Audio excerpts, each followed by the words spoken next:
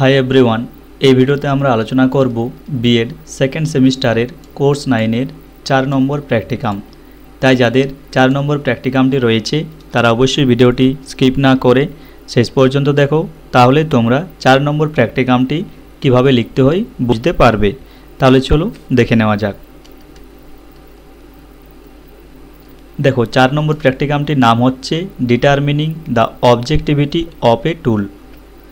তো দেখো প্রথমে রয়েছে সূচিপত্র। সূচিপত্রে কি কি বিষয় দেওয়া রয়েছে দেখো। প্রথমে দেওয়া রয়েছে ভূমিকা, তারপর রয়েছে নৈর্ব্যক্তিকতার ধারণা, তারপর রয়েছে নৈর্ব্যক্তিকতার বৈশিষ্ট্য, তারপর রয়েছে সাধনীর ধারণা, তারপর রয়েছে সাধনীর বৈশিষ্ট্যসমূহ এবং শেষে রয়েছে সাধনীর প্রকারভেদ।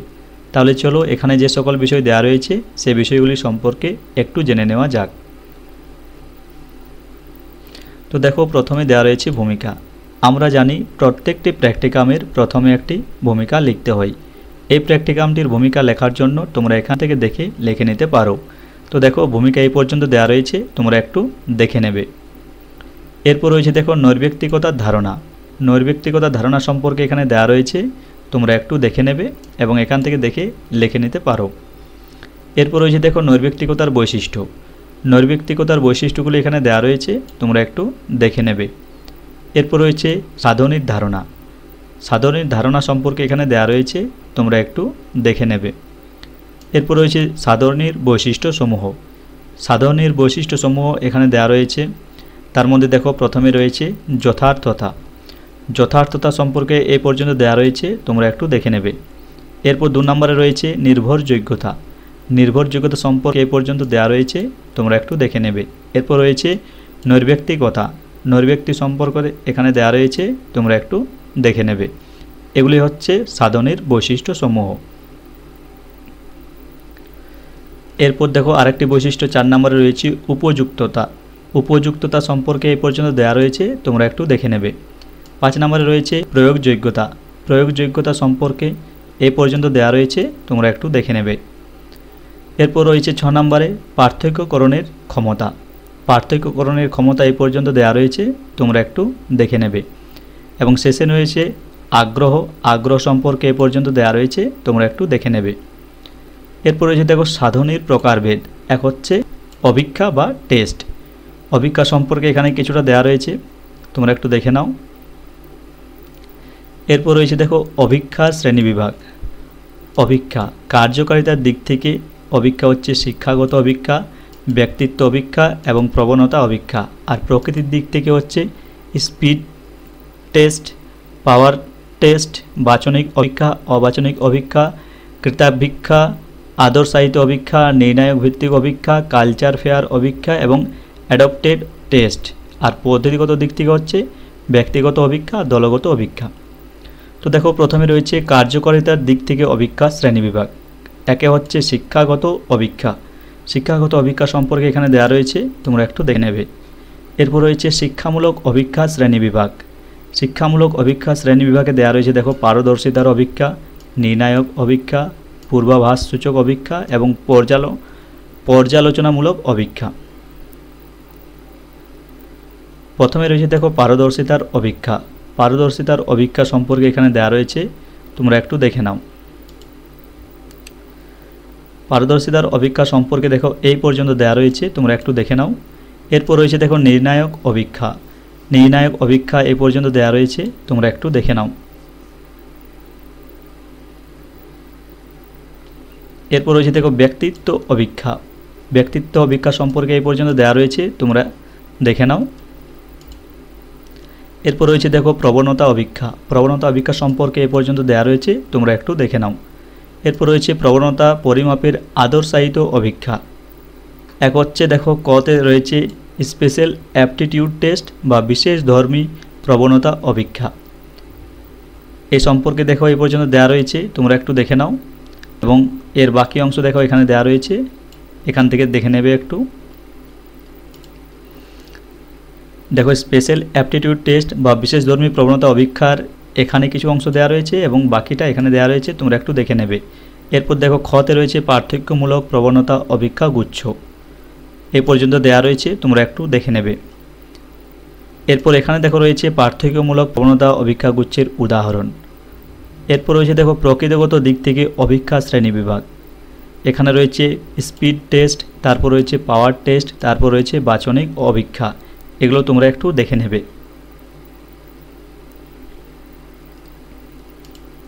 এখানে কি কি রয়েছে দেখো, এখানে রয়েছে অবাচনিক অভিক্ষা, তারপর রয়েছে কৃতাভিক্ষা, তারপর রয়েছে আদর্শায়িত অভিক্ষা, তারপর রয়েছে নির্ণায়ক ভিত্তিক অভিক্ষা, তারপর রয়েছে কালচার ফেয়ার অভিক্ষা, তারপর রয়েছে অ্যাডপ্টেড টেস্ট এবং শেষে রয়েছে নর্ম ভিত্তিক অভিক্ষা।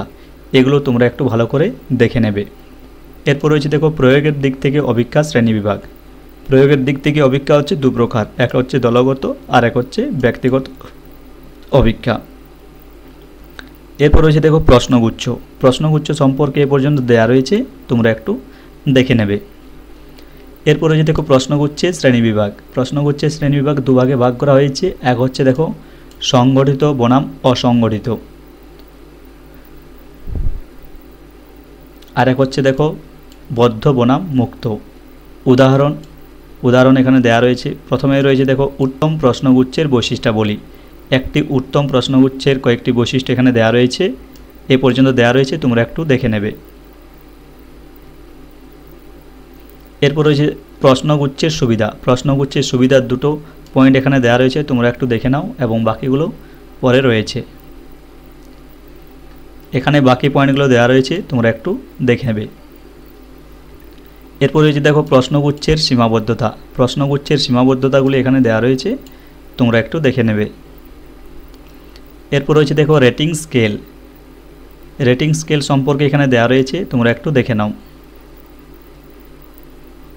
এরপর রয়েছে দেখো শ্রেণীকক্ষে শিক্ষা সহায়ক উপকরণের কার্যকারিতা কীরকম। এরপর রয়েছে দেখো রেটিং স্কেলের সুবিধা। রেটিং স্কেলের সুবিধাগুলি এ পর্যন্ত দেওয়া রয়েছে, তোমরা একটু দেখে নেবে। এরপর রয়েছে দেখো রেটিং স্কেলের অসুবিধা। রেটিং স্কেলের অসুবিধাগুলি এ পর্যন্ত দেওয়া রয়েছে, তোমরা একটু দেখে নেবে। এরপর রয়েছে দেখো চেকলিস্ট। চেকলিস্ট কি সে সম্পর্কে এখানে দেওয়া রয়েছে, তোমরা একটু দেখে নেবে।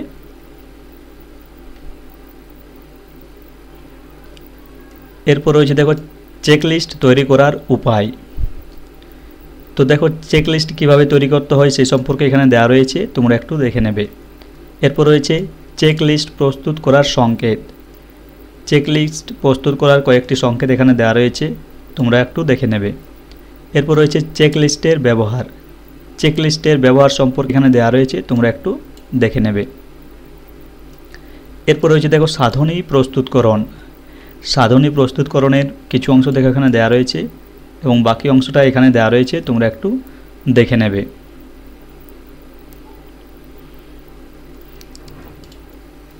সাধনী প্রস্তুতকরণের কিছু অংশ এখানে রয়েছে এবং বাকি অংশ এখানে রয়েছে, তোমরা একটু দেখে নেবে। এই পুরোটা দেওয়া রয়েছে।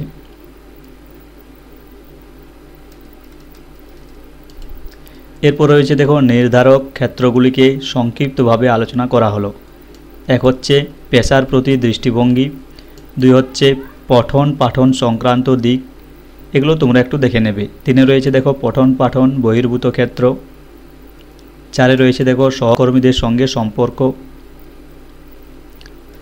এর দেখো কিছু অংশ এখানে দেওয়া রয়েছে এবং বাকি অংশ দেখো এখানে দেওয়া রয়েছে, তোমরা একটু দেখে নেবে। এরপর দেখো 5 নম্বরে রয়েছে পরিচালক বর্গের সঙ্গে সম্পর্ক, 6 নম্বরে রয়েছে শিক্ষার্থী সংক্রান্ত দিক, 7 নম্বরে রয়েছে পরিকাঠামোগত দিক, এগুলো তোমরা একটু দেখে নেবে। 8 নম্বরে রয়েছে দেখো গবেষণার প্রতি মনোযোগ।